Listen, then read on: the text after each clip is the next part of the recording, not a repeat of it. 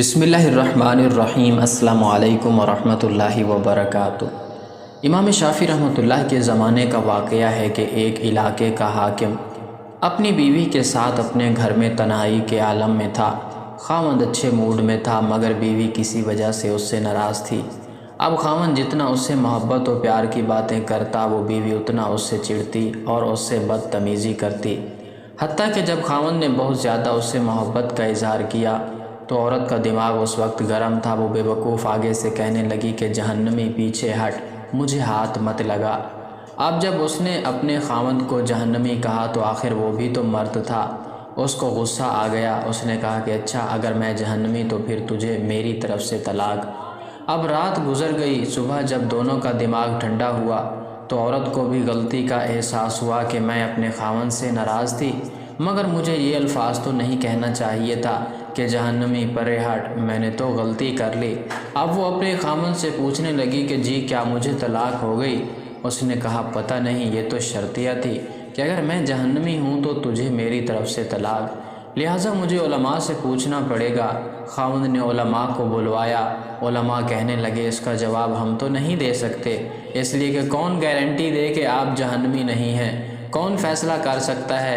یہ تو قیامت کے دن اللہ تعالیٰ فیصلہ کریں گے۔ لہٰذا یہ بات زبان زد عام ہو گئی۔ سینکڑوں علماء سے رابطہ کیا گیا مگر کوئی عالم، کوئی مفتی اس کا جواب نہیں دے پا رہا تھا۔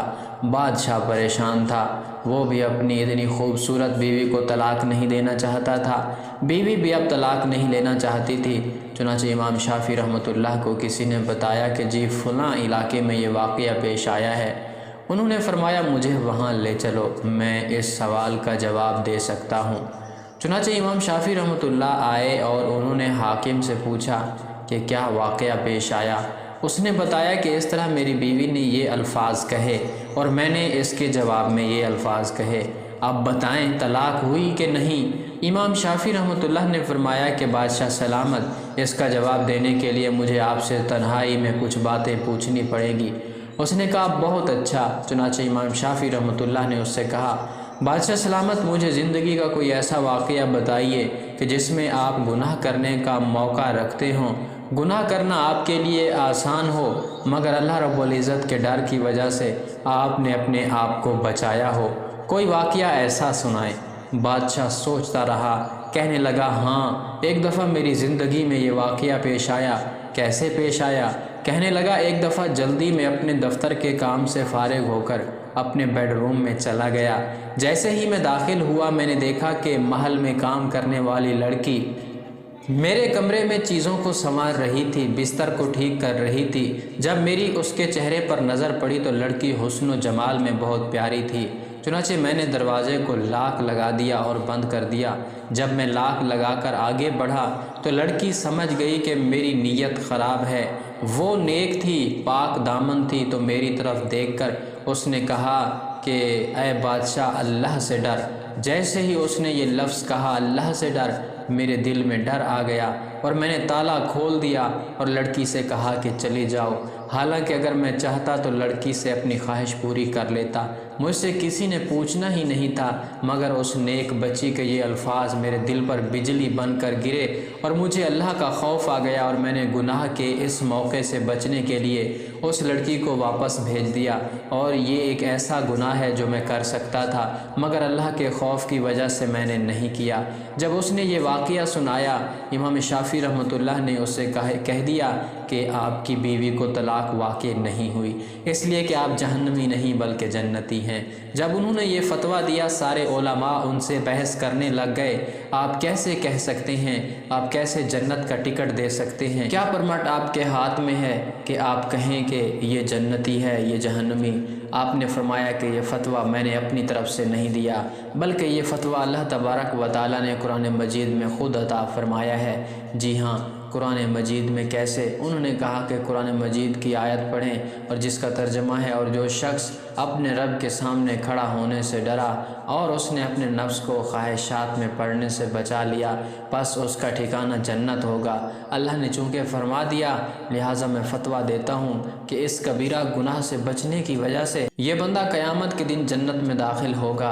امیر المومنین حضرت عمر فاروق رضی اللہ تعالیٰ عنہ کے زمانہ مبارک میں ایک نوجوان بہت متقی و پرہیزگار و عبادت گزار تھا، حتیٰ کہ حضرت عمر رضی اللہ عنہ بھی اس کی عبادت پر تعجب کیا کرتے تھے۔ وہ نوجوان نماز عشاء مسجد میں ادا کرنے کے بعد اپنے بوڑھے باپ کی خدمت کرنے کے لیے جایا کرتا تھا۔ راستے میں ایک خوب رو عورت اسے اپنی طرف بلاتی اور چھیڑتی تھی، لیکن یہ نوجوان اس پر توجہ دیے بغیر نگاہیں جھکائے گزر جاتا کرتا تھا۔ آخر کار ایک دن وہ نوجوان شیطان کے ورگلانے اور اس عورت کی دعوت پر برائی کے ارادے سے اس کی جانب بڑھا، لیکن جب دروازے پر پہنچا تو اسے اللہ تعالیٰ کا یہی فرمان عالی شان یاد آ گیا، جس کا ترجمہ ہے، بے شک جب شیطان کی طرف سے پرہیزگاروں کو کوئی خیال آتا ہے تو وہ فوراً حکم خدا یاد کرتے ہیں، پھر اسی وقت ان کی آنکھیں کھل جاتی ہیں۔ اس آیت پاک کے یاد آتے ہی اس کے دل پر اللہ تبارک و تعالیٰ کا خوف اس قدر غالب ہوا کہ وہ بے ہوش ہو کر زمین پر گر گیا۔ جب یہ بہت دیر تک گھر نہ پہنچا تو اس کا بوڑھا باپ اسے تلاش کرتا ہوا وہاں پہنچا اور لوگوں کی مدد سے اسے اٹھوا کر گھر لے آیا۔ ہوش آنے پر باپ نے تمام واقعہ دریافت کیا۔ نوجوان نے پورا واقعہ بیان کر کے جب اس آیت پاک کا ذکر کیا تو ایک مرتبہ پھر اس پر اللہ تعالیٰ کا شدید خوف غالب ہوا۔ اس نے ایک زوردار چیخ ماری اور اس کا دم نکل گیا۔ راتوں رات ہی اس کے غسل و کفن و دفن کا انتظام کر دیا گیا۔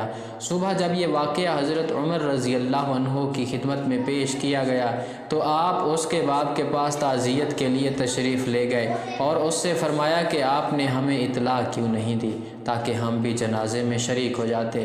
اس نے عرض کی، امیر المومنین، اس کا انتقال رات میں ہوا تھا اور آپ کے آرام کا خیال کرتے ہوئے بتانا مناسب معلوم نہ ہوا۔ آپ نے فرمایا کہ مجھے اس کی قبر پر لے چلو۔ وہاں پہنچ کر آپ نے یہ آیت مبارک پڑھی، وَلِمَنْ خَافَ مَقَامَ رَبِّهِ جَنَّتَانِ، اور جس کا ترجمہ ہے، اور جو اپنے رب کے حضور کھڑے ہونے سے ڈرے اس کے لیے 2 جنتیں ہیں۔ تو قبر میں سے اس نوجوان نے جواب دیتے ہوئے کہا، یا امیر المومنین، بے شک میرے رب نے مجھے 2 جنتیں عطا فرما دی ہیں۔ اللہ اکبر کبیرہ۔